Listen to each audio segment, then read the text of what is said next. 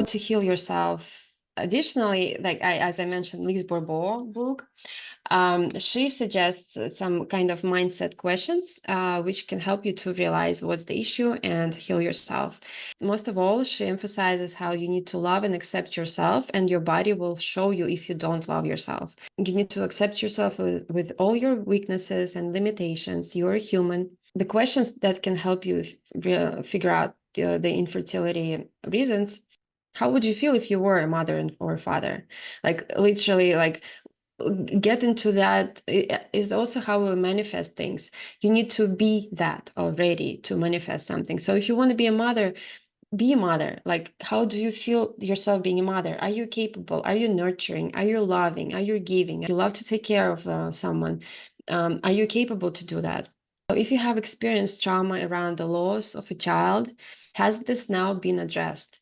So also other reasons is like when a woman has a lot of abortions in like early 20s, maybe as a teenager, and that can also manifest later in her not being able to conceive. It can be as a bunch of blocks in her mindset, in her mind and energy as well, where she would be resentful towards herself, like regretting a lot. And that will also stop, like block her from creating more babies, because she is already like so much upset about what she's done before, or what it could be not even her choice, her abortions, but maybe she lost a baby, maybe it was like frozen pregnancy. She needs to work through that trauma before she can conceive new baby. I'm also working with past life regressions, and I researched a lot of like soul to soul connections. So the baby who didn't come and didn't get to be born, it was their choice too. It was that soul's choice, and you are another person who helped them to go through that experience, and you got your experience to go through that as well. So it's no one's fault, and at some point you just need to let it go, and to let it go you would need to do some kind of an inner work, and with a coach or by yourself.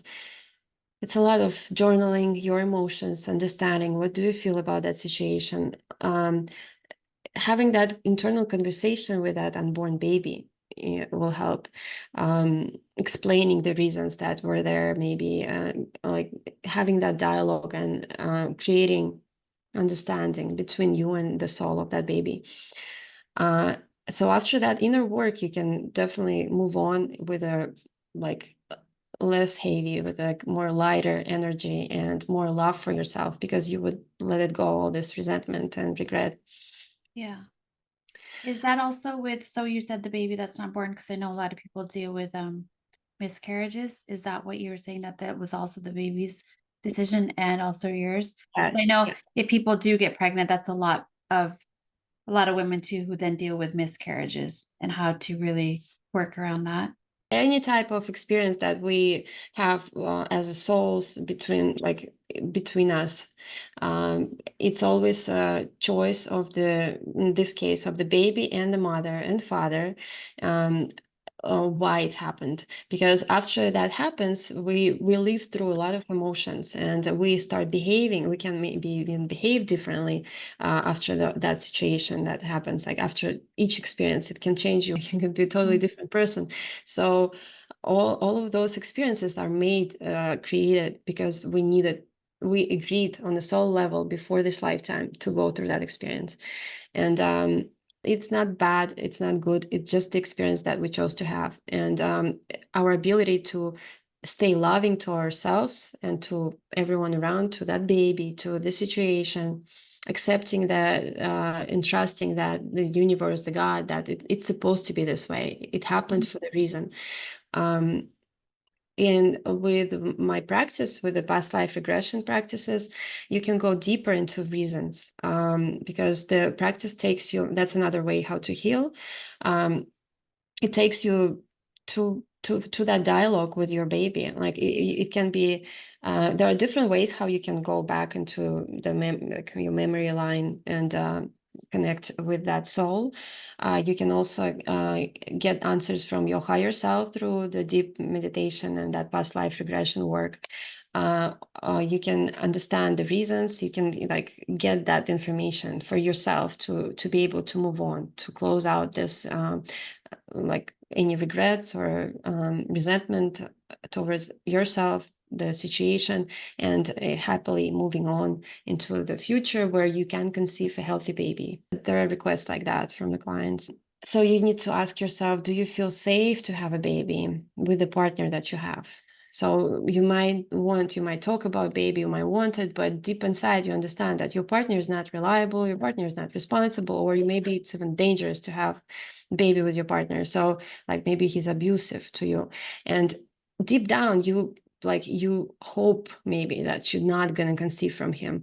But generally you do want a baby. So also that can be a question that you can ask yourself, whether the partner is safe for you to have a baby with. Letting go of all previous circumstances that make you feel that you're not good enough to have a baby, that's like a deep inner work that has to be done. Even if you don't have a problem with conceiving, it's still always good to be on your balance, on your heart chakra, trusting, loving, accepting, and forgiving, especially yourself first. That was honestly, like, I don't know about anybody else, but for me, I think that was super helpful and so eye-opening, just with everything related to baby, because I've actually seen people with some of the examples that you've said and why they haven't had babies and what's been going on because of their thought process and just like the place they are in their life and their goals, as opposed to like having kids. And it's like they're not really genuine. And so when things are not in alignment, like we've talked about, then there's just going to be some imbalance somewhere and it just shows up, and it's no fail. It always shows up. So